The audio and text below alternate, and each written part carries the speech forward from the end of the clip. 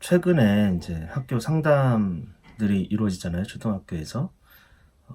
그래서 저에게도 문의가 조금 전화도 오고 블로그에 댓글도 달아주고 약간 그런 일이 있는데, 대체로는 이제 학교 상담 결과 이제 어떻게 해야 되는지 혼란스럽다 이런 얘기를 해요. 성적이 안 나온 거죠. 잘할 거라고 생각했는데 뭐 60점, 70점 받았다든지, 그러면 상당히 이제 부모님께서는 충격으로 느끼시는 것 같아요. 뭐 깊이 있게 또 의미 있게 받아들일 필요는 별로 없습니다.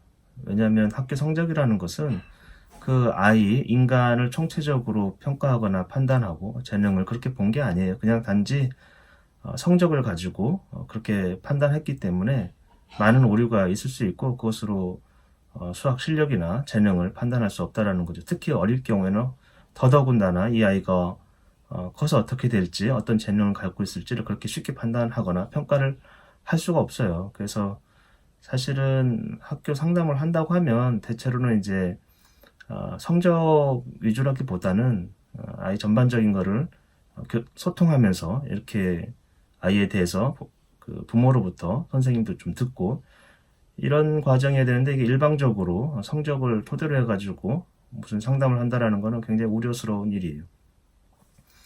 그리고 초등학교 때 그 다루는 수학은 다 셈이에요, 셈. 그 아리스메틱이라고 하는데 산술이란 말이죠. 그래서 아이들이 이렇게 수학이 뭐니 이렇게 물어보면 다 계산하는 거라고 생각해요. 산술. 왜냐하면 그 경험이 그거 외에는 없기 때문에. 근데 계산이 문제되는 경우는 별로 없어요, 사실은. 문제처럼 보이지만 그는 계산은 계속해서 해가고 있기 때문에 자연스럽게 어느 정도는 오류들이 교정이 돼요. 그리고 대체로는 이제 실수이기 때문에 그리고 또 그게 굉장히 어렵지도 않고 그러니까 좀 기다려주면 되는 문제들이 대부분이에요.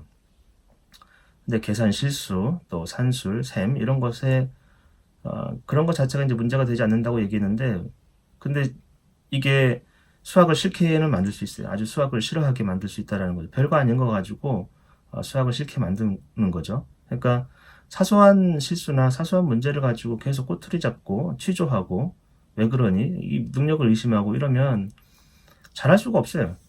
왜냐하면 그걸 하고 싶지 않기 때문에 그런 거예요. 짜증이 나는 거죠. 근데 우리 지금 현실에서 보면 짧은 시간에 많은 문제를 풀도록 해요. 그리고 암기 위주의 어떤 수업을 한다라는 거죠. 그러니까 구구단도 다 외우게 해요, 사실은. 그런 나라도 많지는 않지만, 근데 시간을 좀 훨씬 더 주면은 덧셈을 이용해서 그 곱셈을 하면 되거든요. 그리고 분수 사칙 현상 이런 거 봐도, 또 문자식이든 이런 거 보면은 곱셈의 의미를 잘 모르기 때문에 이거를 못 하는 거예요. 사실은 구구단을 모르는 게 아니고 곱하기 의미, 약수, 배수 이런 거 다 마찬가지예요. 수식을 보면서도 그걸 해석할 수가 없는 거지 계산의 문제는 아니라는 거죠. 계산을 가지고 아이를 괴롭게 하거나 실수를 가지고 타박하고 이러지 않으면 수학이 그렇게 싫지는 않을 텐데, 수학을 자꾸 싫게 만드는, 사소한 걸 가지고 수학을 싫게 만드는 거예요. 우리가 이제 뭐 일을 하든지 뭐든 마찬가지예요. 상사가 아주 사소한 걸 가지고 굉장히 큰 일처럼 해석을 하고 비난하고 이러면은 어떤 일이 우리 감정 안에서 일어나는지를 잘 살펴볼 필요가 있어요. 그래서 좀 기다려주면 됩니다. 그리고 또 하나는 부모님들께서 약간 착각이 초등 저학년 때는 놀아야 된다. 저학년이라는 기준이 이제 3학년 또는 초등학교 때는 놀아야 된다. 그러니까 초등 6년까지는 놀아도 괜찮다고, 노는 게 더 중요하다고 그렇게 생각하시는 분들이 있는데 틀린 말은 아니에요. 근데 그 거꾸로 생각하면 초등 3학년까지는 놀아도 돼. 실컷 놀아. 4학년 때부터는 공부하라는 얘기인가요? 저한테는 좀 약간 그렇게 들려요. 어느 순간에 갑자기 이제 실컷 놀았으니까 열심히 공부해. 이게 아이 입장에서는 어리둥절한 일이에요. 갑작스러운 상황 변화가 아이가 이해할 수 있는 건 아니잖아요. 그리고 실컷 놀았다라는 것도 부모 입장이지 아이 입장에서는 전혀 그런 게 아니에요. 다 상대적이기 때문에 절대적으로 너가 옆에 친구보다 누구보다 3시간씩 하루에 5시간씩 놀았으니까 충분히 놀았잖아. 이게 안 된다라는 거죠. 그런 사고방식은 좋지 않습니다. 언제나 인간은 점진적이라고 생각하세요. 우리 경험이 쌓이고 아주 점차적으로 쌓여가지고 뭔가를 획득하고 이런다고 보시면 되는 건데, 갑작스런 어떤 변화, 이런 것들은 아이를 어리둥절하게 만들고 아주 미숙한 아이들에게 엄청난 짐을 지우는 거예요. 그거는 부모의 어리석음이죠. 존 내시라고 있어요. 뷰티풀 마인드의 어떤 이제 사람의 이야기를 일대기를 영화로 만드는 거 있었잖아요. 근데 존 내시는 이제 노벨상도 받습니다. 수학의 천재예요. 사실 그만한 수학 실력 가진 당대에 없을 정도로. 존 내시가 어려서는 초등학교 다닐 때죠. 굉장한 문제를 갖고 있었어요. 초등학교 4학년 때 그 생활기록부에 어떤 평가가 있냐면, 그러니까 초등학교 4학년 때 수학 점수가 최하점이었어요.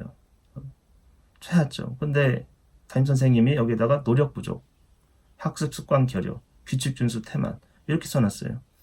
최악의 평가죠, 사실은. 약간 존 내시가 집중을 잘 안 했던 거예요. 선생님 말귀를 잘 못 알아들었어요. 그러니까 선생님의 의도, 선생님이 무슨 말을 하고 있는지, 선생님의 의도 이런 것들을 전혀 파악하지 못했고 계속 수다를 떨고 딴짓을 하고 이랬던 거죠. 근데 그건 아이 성향이었어요, 사실은. 아이가 의도적으로 그런 게 아니거든요. 어렸을 때에서 존 내시 부모님이, 어머니 특히 이걸 고쳐보려고 무진 애를 썼어요. 근데 그건 아이의 어렸을 때 나타나는 호기심 이런 것들 때문에 나타나는 성향이었고, 발육이 약간 좀 더뎠죠. 고등학교 올라가서는 굉장한 실력을 발휘해요. 그리고 교우 관계도 나쁘지 않아요. 자기 뜻에 맞는 한 두세 명의 친구들이 있었는데 뛰어난 친구들이었어요. 그래서 좋은 영향을 나중에서는 이제 교우 관계에서도 영향을 받은. 그래서 너무 어렸을 때 어떤 외부의 평가에 의해 가지고 사소하게 너무 흔들리지 말기를, 그것이 부모가 할 일이 아니거든요. 부모는 선생님보다도 사실 자녀를 더 잘 알아야 돼요. 그리고 학교에서 그런 평가가 나왔다라는 것도 대충 예측을 할 수 있어야 돼요. 그러니까 그게 이제 자녀를 아는 거죠. 자녀를 전혀 모르면 외부의 평가에 의해 가지고 휘둘리게 되는 거죠. 점수가 좀 덜 나와도 괜찮습니다. 사실은 뭐 우리나라의 특수성인데 학교 공교육에서 계산의 정확성과 신속성을 요하기 때문에 아이들이 이 수학에 대한 정서가 좋지 않아요. 점점 그런 것도 변화를 하고 있다고 하지만 또 초등학교 저학년 선생님들이 대부분 이제 고참 선생님들이란 말이죠. 그래서 예전에 그런 문화가 없지 않고, 추천하는 방식은 어플을 차라리 사용하세요. 어플 보면은 뭐 포인트도 주고 아이들이 게임 형식으로 곱하기 더하기 빼기 이런 것들을 재밌게 할 수 있기 때문에 연산 문제집이라든지 이런 것보다는 어플을 가지고 재밌게 대신에 이제 통제를 할 수 있게, 아이가 너무 오래 하려고 하는 부작용이 있을 수 있어요. 우리가 이제 교육 비디오를 많이 보여주면 교육적 가치가 좋은가, 또 교육 어플을 많이 하게 해주면 교육적 가치가 좋은가, 그렇지 않거든요. 단지 아이들이 그런 신속 정확한 계산의 그런 환경에 있기 때문에 조금 활용해 보자는 취지지, 이거를 하루에 30분 이상 하게 한다든지 이러지는 않았으면 좋겠어요. 간단하게도 해결할 수 있고, 대신에 더 중요한 거는 수학을 잘하기 위해서 다른 무엇도 마찬가지지만 독서예요. 독서. 중고등학교 대학생들도 마찬가지인데, 문제는 말귀를 못 알아들어요. 이해력이 떨어지는 거거든요. 책을 읽어요. 문장을 읽어도 그게 무슨 말인지를 몰라요, 지금. 그러니까 어휘력도 떨어지고 이해력도 떨어지고 사고력도 떨어지고. 사고력 수학 하는데, 사고력은 어렸을 때 수학으로 기를 수 있는 게 아니에요. 사고 과정은 이성적 합리성이나 이런 것도 마찬가지로 아이들 머릿속에서는 이 언어적 처리를 하거든요. 그러니까 모국어로 처리를 해요. 모국어로 생각한다는 거죠. 어떤 개념을.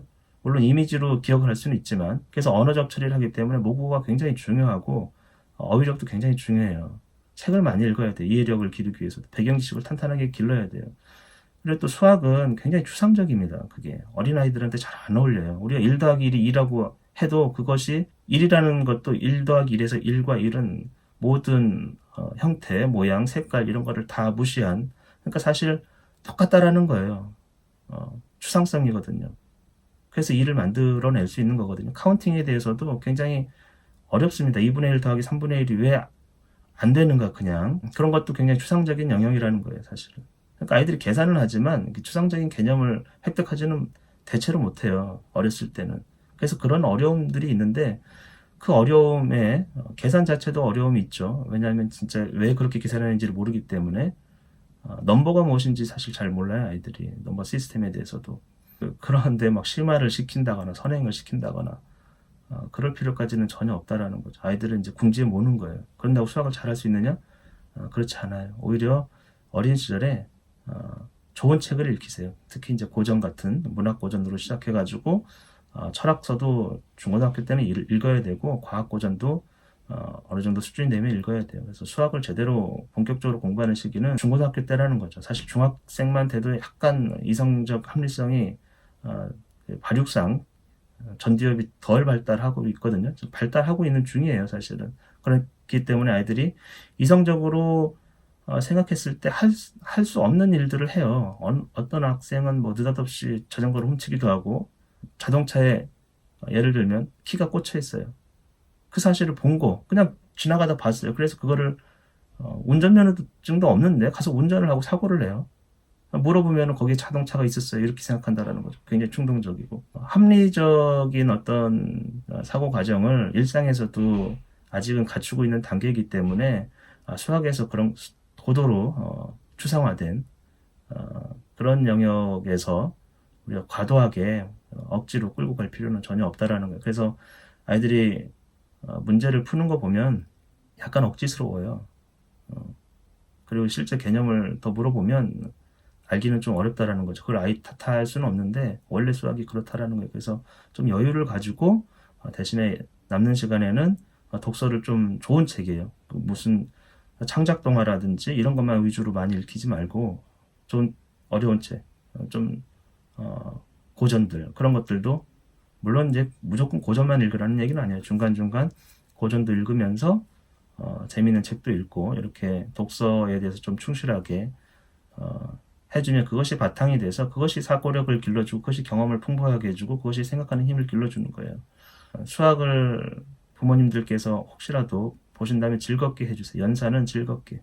그래서 수학을 즐길 수 있도록. 수학자들은 논문 이렇게 많이 나오긴 했지만 이 손을 쓰는 거, 어렸을 때 손을 쓰는 거, 셈을 손으로 하죠. 자연스럽게 인간이기 때문에 인간이 손이 10개, 손가락이 10개잖아요. 그리고 이 손가락 하나하나를 디짓이라고 그래요. 그 그리스어로. 셈과 손가락은 굉장히 연결이 많이 돼 있거든요. 그래서 손가락을 많이 활용하라고 그것이 이제 지적 능력도 수학적 능력도 길러준다라는 연구는 굉장히 많습니다. 과학적으로. 근데 우리 현장에서는 또 손가락을 쓰지 못하게 해요. 그리고 마치 죄를 짓는 것처럼 절대 쓰지 못하게 하고 그런 게 좋지 않은 교육이라는 거예요, 사실. 근데 부모라고 하면 뭐 담임 선생님이 그렇게 하는 것까지 하지 말라 하라 이렇게 할 수가 없어요. 그렇게 얘기해봐야만 바뀌는 것도 아니고 대신에 부모라면 그런 학교에서 보지 못하는 것도 볼 수 있기 때문에 좋은 방향으로 아이가 수학을 조금 즐겨 할 수 있도록 그리고 실수하는 거 괜찮다고 해주세요. 학교에서나 학원에서 실수하는 거를 굉장히 용납 못하는 문화일 텐데 부모님까지 거기에 그 가세를 해가지고 이런 실수를 왜 하냐 어제 또 풀었는데 왜 또 틀렸느냐 이런 식으로 하면 참 인생이라는 게 그 어린아이가 감당하기는 너무 어렵지 않을까요? 누군가는 실수해도 괜찮아 이런 사람이 주변에 있어야 돼요. 괜찮아 그런 것으로 너의 수학 실력이나 능력을 평가할 수는 없어. 수학적 재능이나 나중에 꽃피울 수도 있는 거고 괜찮다고 얘기해 주는 사람이 있어야 돼요. 그래서 부모가 어떤 위치에서 자녀를 바라보고 교육해야 되는지 약간 이제 요즘 전화와 뭐 메시지에 주고 계셔가지고 그런 이야기를 간단하게 나눠봤습니다.